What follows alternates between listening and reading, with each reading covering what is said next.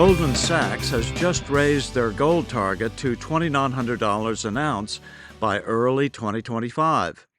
Call the proud Americans of the Patriot Gold Group today before it's too late.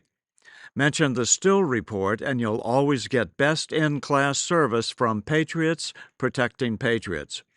Patriot Gold Group has the No Fee for Life IRA, where your IRA or 401k can be in physical gold and silver on qualifying rollovers.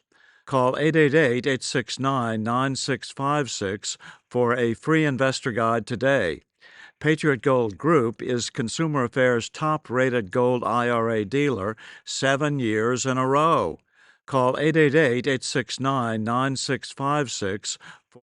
Right now, before I forget, please like, share, and subscribe, and comment. I want to thank Matt Crane, who is the Executive Director of the Colorado Clerks Association, for being here today. Yesterday, my office learned about a developing issue in Mesa County. We are here to tell you what we understand at this time, but it is a developing investigation. According to information that we gathered yesterday from the Mesa County Clerk's Office, it appears that as of now, approximately a dozen voters in Mesa County had their ballots intercepted before they arrived to them and cast without their knowledge. Now, the ballots were filled out, the return envelopes were signed, and they were then returned to a USPS blue box. So that's a postal box, not a ballot drop box. The issue was discovered during the signature verification process. At least 3 of the voters had already received communications from the Mesa County Clerk. Mesa County Clerk mailed 2 of the voters affected to ask them to cure their ballots, which means fix the signatures, because the signatures were rejected during the verification process. The voter subsequently reached out to Mesa County and told them they didn't actually vote their ballot or receive it. Our clients often complain about having a slow metabolism, which we know is caused by a number of reasons, but stress is one of the biggest reasons.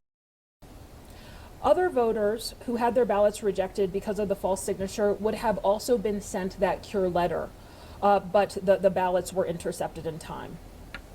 At least one other affected voter received a message through the ballot track system, which is the statewide ballot tracking system that sent a notification to them that their ballot was received by their county clerk. Again, the voter didn't actually receive their ballot and had not voted their ballot. None of these 3 voters had cast a ballot, and they reached out to the Mesa County Clerk. Mesa County Clerk Bobby Gross, her office then started an investigation. They discovered that ballots had been sent to addresses in close proximity to each other. Mesa County then looked at all the other ballots that were rejected because of the signature and discovered that it appeared that at least some of the ballots were signed by the same person. The Mesa County Clerk's Office then turned the findings over to Mesa County District Attorney Dan Rubenstein, who has initiated a criminal investigation. The team in Mesa County is re-examining every ballot return envelope that has been received at this point. The investigation into this situation is ongoing. What we also know is that Colorado's elections are safe and secure. And this attempt at fraud was found and investigated quickly because of the groundbreaking tools that we have here. Every return ballot undergoes signature verification in the state of Colorado, which is comparing the signature on the ballot return envelope to the signatures on file by the voter. Colorado also has ballot curing, where the county clerk will actually reach out to a voter if their ballot is rejected because their signature does not match. And we have tools like ballot tracks, where voters can sign up and get information sent to them from when their ballot was mailed to them to when it was received by the county clerk to when it is counted. These fraudulent ballots were rejected and flagged. A recent update from the Mesa County Clerk indicates that 4 made it through the initial round of signature verification. One of those was caught before it was counted because the voter had received a message through ballot tracks. Every voter impacted by the scheme that we are undercovering will have the opportunity to make their voice heard in the 2024 general election. Affected voters will be given a new ballot.